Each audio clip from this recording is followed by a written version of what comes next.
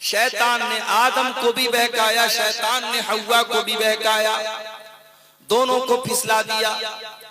दोनों को शैतान ने उस पेड़ के करीब, जिसके करीब भी जाने से अल्लाह ताला ने मना किया था, शैतान के बहकाने पर दोनों ने उस पेड़ के दरख्त को, उसके फल को खा लिया। अब जब खा लिया तो अंजाम क्या हुआ? दोनों के बदन से कपड़े उतर गए, दोनों नंगे हो गए। आदम भी नंगे, हव्वा भी नंगे।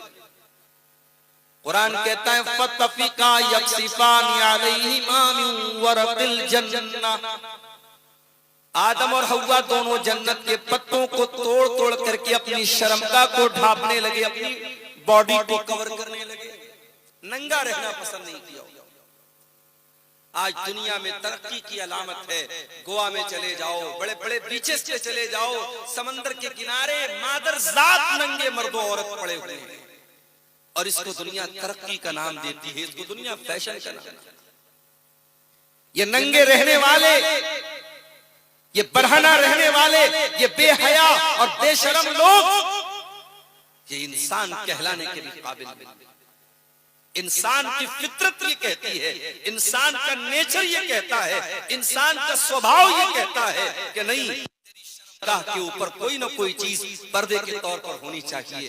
भाई मर्द भी सबके सामने नंगा, औरत को तो छोड़ दीजिए, मर्द भी सबके सामने नंगा। अगर कोई मर्द सबके सामने नंगा रहता है तो दो ही बातें हो सकती हैं, या तो वो पागल है या इंसान नहीं है। पागल है, क्रैक माइंड का है, दिमाग खराब है, तभी वो नंगा रहेगा, वरना मर्द भी कम से कम अंडरवियर में तो दूसरों के सामने कम से कम अंडरवियर में रहेगा। आदम और हव्वा दोनों ने अपने जन्नत के पत्ते से अपने शर्मगाहों को ढांपना शुरू किया।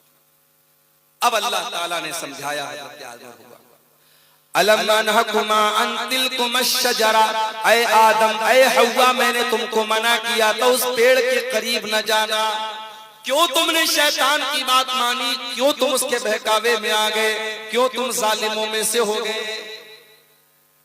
गलती आदम से भी हुई, गलती हव्वा से भी हुई।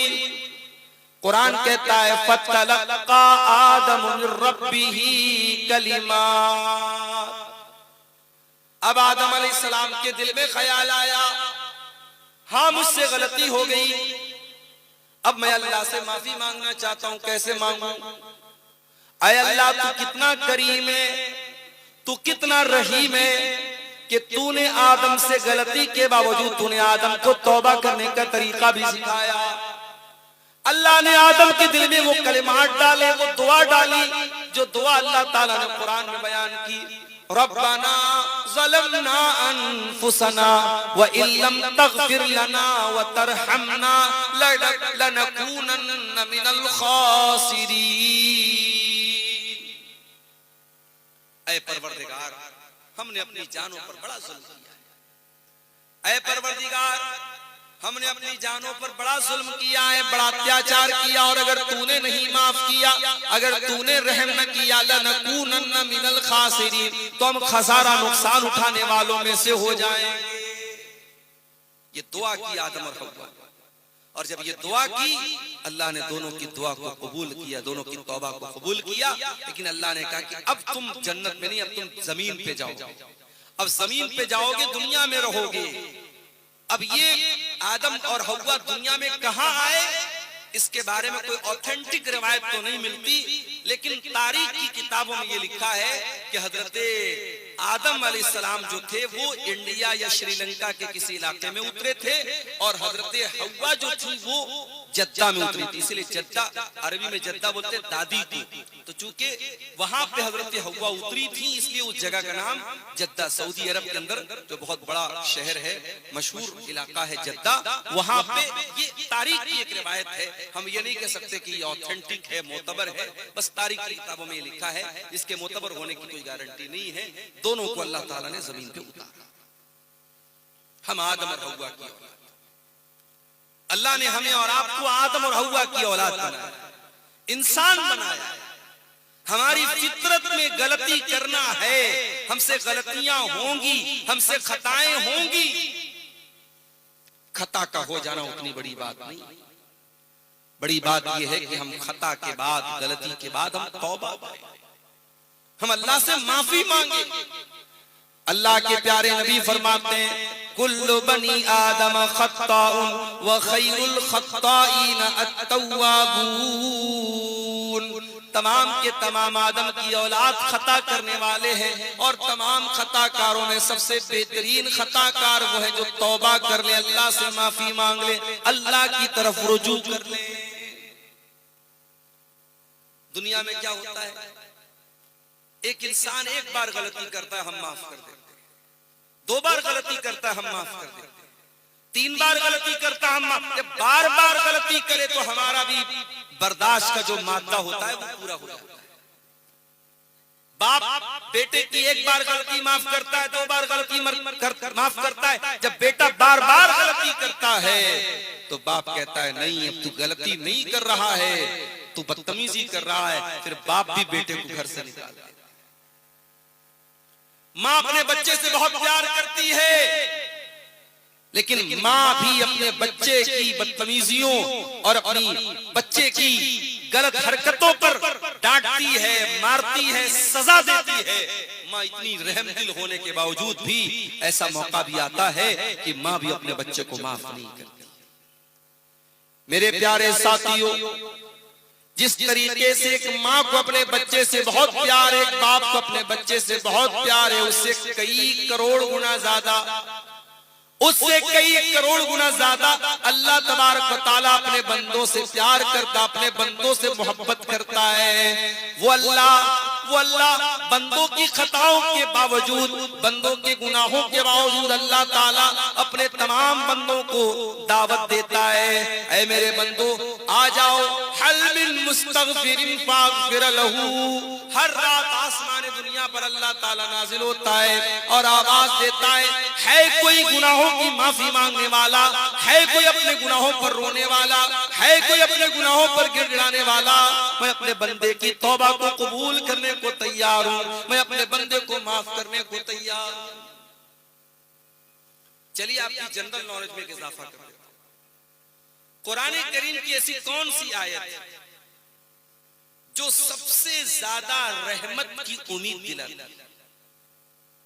उलमा को शायद पता होगा, आप लोगों से, आवाम से मेरा सवाल है कि कुरान की ऐसी कौन सी आयत है जिसमें अल्लाह ताला अपनी रहमत की सबसे ज्यादा उम्मीद दिलाता है? सूरह ज़ुमर की आयत नंबर 52 है। जरा सुनिएगा इस आयत को। अब्दुल्लाह इब्न मसूद जैसे सहाबी कहते हैं कि कुरान में सबसे ज्यादा उम्मीद दिलाने वाली यही आयत है। कुल या इबादियल्लज़ीना असरफू अला अनफुसिहिम ला तक़नतू मिर रहमतिल्लाह इन्नल्लाह यग़फिरुज़्ज़ुनूब जमीआ इन्नहु हुवल गफूरुर रहीम। ऐ नबी आप फरमा दीजिए, आप कह दीजिए, ऐ मेरे वो बंदो अल्लज़ीना असरफू अला अनफुसिहिम, जिन्होंने गुनाह कर करके अपने जानों के ऊपर बहुत जुल्म किया है, बहुत अत्याचार किया है। शराबियों, जानियों, हराम काम करने वालों, गलत काम करने वालों, अल्लाह को नाराज करने वालों, जितने बड़े बड़े भी तुमने गुनाह किए, आ जाओ। कुल या इबादियल्लज़ीना असरफू अला अनफुसिहिम, ऐ अल्लाह के वो बंदो जिन्होंने गुनाह कर करके, पाप कर करके, अल्लाह को नाराज कर करके अपनी जानों के ऊपर बहुत बड़ा जुल्म किया है। अच्छा, एक बात पर आपने गौर किया, गुनाह करने वाला अपने ऊपर जुल्म करता है। भाई शराब पी रहा है एक इंसान, शराब से किसी दूसरे को तो तकलीफ नहीं पहुंचा रहा है, अपने ऊपर जुल्म कर रहा है। ज़िना करने वाला अपने ऊपर जुल्म कर रहा है, झूठ बोलने वाला अपने ऊपर जुल्म कर रहा है, गीबत करने वाला अपने ऊपर जुल्म कर रहा है। गुनाह से बड़ा जुल्म इंसान अपने नफ्स के ऊपर नहीं करता।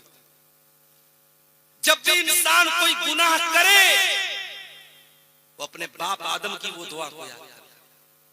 गुनाह करके कोई फायदा हम नहीं करते, 2-4 मिनट लज्जत मिल जाएगी, थोड़ा मजा मिल जाएगा, थोड़ा मौज मस्ती हो जाएगी, मगर गुनाह की सजा हम ही को भुगतनी पड़ेगी। इसीलिए कुरान गुनाह को अपनी जान पर जुल्म कहता है।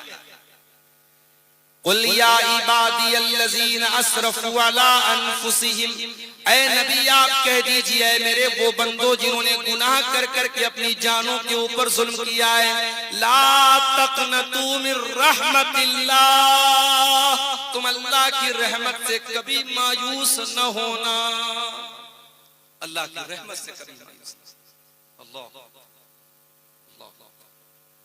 कितना करीम है वो रब, कितना करीम है वो रब कि वो रब गुनहगारों से कह रहा है कि अल्लाह की रहमत से मायूस मत। कुरान करीम के 30वें पारे में एक सूरत है, सूरतुल बुरूज, शायद आपको याद भी होगी, वस्समाई ज़ातिल बुरूज। उसमें एक वाकया अल्लाह ने बयान किया। एक जमाने में ईमान लाने वालों को बड़ी सजा दी गई थी, खंदक खोद करके जला दिया गया था, छोटे छोटे बच्चों को आग में जला दिया गया।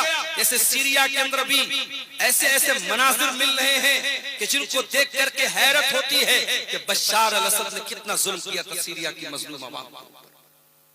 इज्तिमाई कब्रें मिल रही हैं, एक एक जगह सैकड़ों लोगों को इकट्ठे कब्र में डाला गया, और उस जालिम ने सिर्फ कब्र में नहीं डाला, कब्र में डालने के बाद उसमें केमिकल डाला ताकि उनकी लाशें गल करके मिट्टी में मिल जाएं, और उन कब्रों पर बुलडोजर चलाया।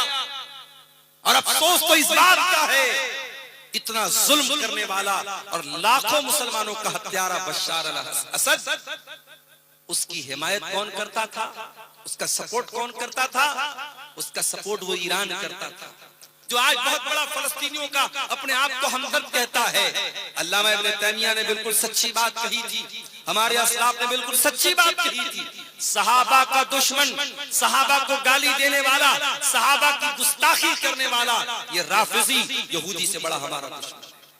हर दौर की तारीख रही है, मुसलमानों को यहूदियों ने उतना नुकसान नहीं पहुंचाया जितना इन रवाफिज ने नुकसान पहुंचाया है। आज सीरिया से जो खबरें आ रही है मेरे भाई, 40 साल के बाद लोग आज कैद खाने से निकल रहे हैं, लोग 40 साल के बाद जेल से निकल रहे हैं। कोई पूछ रहा है कि क्या सद्दाम हुसैन जिंदा है या मर गया? उनको ये भी नहीं मालूम कि दुनिया कहां से कहां पहुंच गई। उन्होंने न टाइम देखा, न कैलेंडर देखा, उनको न वक्त का पता, न उनको समय का पता, न तारीख का पता। 40 साल के बाद लोगों ने सूरज को देखा है, धूप देखी है। मेरे प्यारे साथियों, इसी धरती पर हमने वो जुल्म हर दौर में ऐसे जालिम रहे हैं, लेकिन याद रखो जितना जालिम चाहे जितना भी जुल्म कर ले, जालिम का अंजाम एक दिन बुरा होगा। जालिम एक दिन बुरे घाट को पहुंचने वाला है, हर जालिम अपने अंजाम को पहुंचने वाला है। हर जालिम याद रखे जुल्म की इंतहा होनी है, जुल्म का खात्मा होना है, और अदल इंसाफ की सूरत को चमकना है। हजारों साल पहले ईमान वालों को जालिमों ने खंदकों में डाल दिया था, बाकायदा जमीन के अंदर गड्ढे खोद करके उनको जला डाला था, ईमान वालों को जिंदा जला दिया था। अल्लाह ताला अपने उन ईमान वालों का तज़किरा करते हुए फरमाता है, वस्समाई ज़ातिल बुरूज वल यौमिल मौऊद कुतिला अस्हाबुल उखदूद अन्नारि ज़ातिल वक़ूद इज़ हुम अलैहा क़ुऊद व हुम अला मा यफ़अलून बिल मुमिनीन शुहूद। कसम है आसमान की जिसमें बड़े बड़े सितारे चमक रहे हैं, कसम है उस दिन की जिस दिन का वादा किया गया है। खंदक में डाल करके ईमान वालों को मारा गया था, उनको मारने वाले हलाक हो जाएंगे। जो आग में ईमान वालों को जला रहे थे और खड़े होकर के तमाशा देख रहे थे, वमा नक़मू मिनहुम इल्ला अन युमिनू बिल्लाहिल अज़ीज़िल हमीद। ईमान वालों को वो किस बात की सजा दे रहे थे? उनको इसी बात की सजा दे रहे थे कि ईमान वाले एक अल्लाह के ऊपर ईमान लाए, सिर्फ ईमान की सजा दे रहे थे। अल्लाह के नबी फरमाते हैं, मुस्नद अहमद की रिवायत है, जब आग जलाई गई, उस आग में एक औरत अपने दूध पीते बच्चे को लेकर के जा रही है। माँ तो माँ होती है, माँ का कलेजा एक बार के लिए दहल गया, माँ के कदम पीछे हटने लगे। अल्लाह तबारक व तआला ने उस औरत के दूध पीते बच्चे को ज़बान दी और उस बच्चे ने अपनी माँ से कहा, या उम्मी इख्तहिमी, ऐ मेरी माँ इस आग में चली जा, इस आग में कूद जा। अल्लाह के अज़ाब के मुकाबले में यह आग कुछ नहीं है, ऐ मेरी माँ तो इस आग में चली जा। गौर कीजिए, इतने बड़े जालिम थे वो लोग, ईमान वालों को जिंदा जला दिया। अब अल्लाह ताला जब उनका जिक्र करता है तो क्या कहता है? इन्नल्लज़ीना फतनुल मुमिनीना वल मुमिनाति सुम्मा लम यतूबू फलहुम अज़ाबु जहन्नम वलहुम अज़ाबुल हरीक़। जिन्होंने ईमान वाले मर्दों को जलाया, ईमान वाली औरतों को जलाया, सुम्मा लम यतूबू, और उन्होंने तौबा नहीं की, उनको जहन्नम का अजाब मिलेगा, उनको जलाया जाएगा जहन्नम की आग में। यानी अल्लाह ताला ये बताना चाहता है, मेरे ईमान वाले बंदों को जलाने के बाद, उनके ऊपर इतना बड़ा जुल्म सितम करने के बाद भी अगर वो तौबा कर लेते, अगर वो अल्लाह से माफी मांग लेते, अगर वो अल्लाह के सामने गिड़गिड़ा लेते, अगर वो अल्लाह के सामने रो लेते, तो अल्लाह उनको माफ कर देता। अल्लाह के वलियों के कातिल, ईमान वालों के कातिल, ईमान वालों को जिंदा जला देने वाले जालिम, अल्लाह उनके बारे में कह रहा है, अगर वो तौबा कर लेते तो हम माफ कर देते। मेरे प्यारे साथियों, हम और आप कहां खड़े? ऐ गुनहगारों, ऐ अल्लाह को नाराज करने वालों, ऐ गुनाहों की दलदल में मुब्तला अल्लाह के बंदों, आओ कुरान की आयत तुम्हें दावत दे रही है। कुल या इबादी अल्लज़ीना असरफू अला अनफुसिहिम ला तक़नतू मिर रहमतिल्लाह। ऐ मेरे वो बंदो जिन्होंने गुनाह करके अपनी जानों के ऊपर जुल्म किया है, ला तक़नतू मिर रहमतिल्लाह, तुम अल्लाह की रहमत से कभी मायूस न होना। इन्नल्लाह यग़फिरु ज़ुनूब जमीआ, तुम एक बार अल्लाह से माफी तो मांग के देखो, तुम एक बार अल्लाह से तौबा तो करके देखो, एक बार अल्लाह के सामने रो करके देखो, एक बार अल्लाह के सामने गिड़गिड़ा करके तो देखो, अल्लाह तुम्हारे सारे गुनाहों को माफ कर देगा।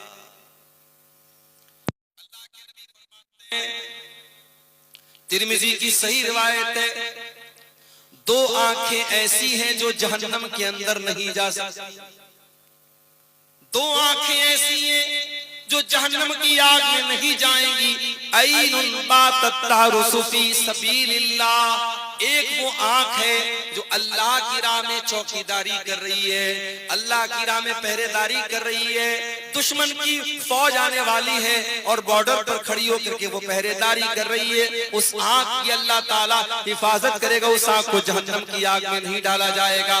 व ऐनुन बकत मिन खशियतिल्लाह, और एक वो आंख भी अल्लाह के अजाब में कभी मुब्तला न होगी, जिस आंख से अल्लाह के खौफ से आंसू बहता हो, जो आंख अल्लाह के खौफ से रोया करती हो, जिस आंख से तौबा के आंसू निकलते हो, जिस आंख से नदामत के आंसू निकलते हो। मगर आज हमारी आंखें भी खुश्क हो गई। ये आंखें खुश्क है मौला, इन्हें रोना नहीं आता। ये आंखें खुश्क है मौला, इन्हें रोना नहीं आता, क्योंकि आंखों का ताल्लुक दिल से है। जब दिल कठोर हो जाएंगे तो आंखों से आंसू भी नहीं निकलेंगे। मेरे भाई, तौबा करो मेरे भाई। कौन सी तौबा? कुरान का 28वां पारा उठा। तौबा तो हम भी करते हैं। रात में तकरीर सुनी नमाज के ऊपर, दिल में ख्याल आया, यार मौलाना साहब ने नमाज के ऊपर तकरीर की है, आज तक मैं नमाज नहीं पढ़ता था, पढ़ना चाहिए, गलत करता था मैं। रात में तौबा कर लिया, सुबह फजर में फिर गोल हो गया, फजर की नमाज फिर नहीं पढ़ी। शराबी ने रात में तौबा की कि शराब नहीं पीऊंगा, सुबह फिर शराब का बोतल लेके निकल गया। ये तौबा नहीं है, ये तौबा का मजाक है। मेरे प्यारे साथी, अल्लाह को कौन सी तौबा पसंद है? कौन सी तौबा अल्लाह ताला के कबूल की जाएगी और कौन सी तौबा का कोई मतलब है अल्लाह के? आओ देखो, कुरान का 28वां पारा सूरह तहरीम के अंदर अल्लाह फरमाता है, या अय्युहल्लज़ीना आमनू तूबू इलल्लाहि तौबतन नसूहा। ऐ ईमान वालो, अल्लाह से सच्ची तौबा। सच्ची तौबा, सच्ची तौबा किसको कहते हैं? नोट कर लो, सच्ची तौबा के अंदर 3 चीजें होनी जरूरी। सच्ची तौबा करना है तो 3 चीजें जरूरी हैं। नंबर 1, अल-इक़लाउ अनिल मासिया। जिस गुनाह से तौबा कर रहे हो उस गुनाह को फौरन छोड़ना पड़ेगा। शराबी शराब से तौबा करना चाहता है, शराब को छोड़ना पड़ेगा। ज़ानी ज़िना से तौबा करना चाहता है, ज़िना को छोड़ना पड़ेगा। बेनमाजी तौबा करना चाहता है, नमाज की फौरन पाबंदी करनी पड़ेगी। जिस गुनाह में इंसान मुब्तला है उस गुनाह को फौरन छोड़ना पड़ेगा। ये तौबा की पहली सीढ़ी है। तौबा की दूसरी सीढ़ी, अब तक जितने गुनाह किया था उसके ऊपर शर्मिंदगी हो रही है, नदामत हो रही है, इस बात का एहसास हो रहा है कि हाँ मैंने गलत किया था, मुझे ऐसा नहीं करना चाहिए था, मैंने अल्लाह को नाराज किया था, ये एहसास भी दिल में होना चाहिए। और तौबा की तीसरी शर्त ये है, आइंदा वो गुनाह ना करने का पक्का इरादा किया जाए। 3 चीजें जब तक नहीं पाई जाएंगी तब तक सच्ची तौबा न होगी। और अगर गुनाह का ताल्लुक हुकूकुल इबाद से है, किसी की जमीन हथिया ली, किसी का पैसा मार करके बैठ गया, किसी का हक मार लिया, किसी को गाली दे दी, किसी की गीबत कर दी, तो अब चौथी कंडीशन भी उसके साथ जोड़ दीजिए। ये 3 कंडीशन तो अपनी जगह, चौथी कंडीशन क्या है? अगर मसला हुकूकुल इबाद का है तो जिसका हक आपने लिया है उसको देना पड़ेगा। जिसकी जमीन आपने नाजायज तौर पर ली उसको वापस लौटाना पड़ेगा। जिसका पैसा आपने गलत तरीके से लिया पैसा लौटाना पड़ेगा। जिसको गाली दी उससे जाके माफी मांगनी पड़ेगी। जिसकी गीबत की उससे जाके माफी मांगनी पड़ेगी। अगर आपने पैसे के बदले पैसा न दिया, जमीन के बदले जमीन न दिया, सोने के बदले सोना न दिया, खेत के बदले खेत न दिया, तो कल कयामत के दिन सोना के बदले जमीन के बदले खेत के बदले पैसे के बदले आपको अपनी नमाज देना पड़ेगा, आपको अपना रोजा देना पड़ेगा, आपको अपनी इबादतें देनी पड़ेंगी, आपको अपनी नेकियां देनी पड़ेगी। और जब नेकी खत्म हो जाएगी, अल्लाह के नबी फरमाते हैं सामने वाले के गुनाह इंसान के ऊपर लाद दिए जाएंगे।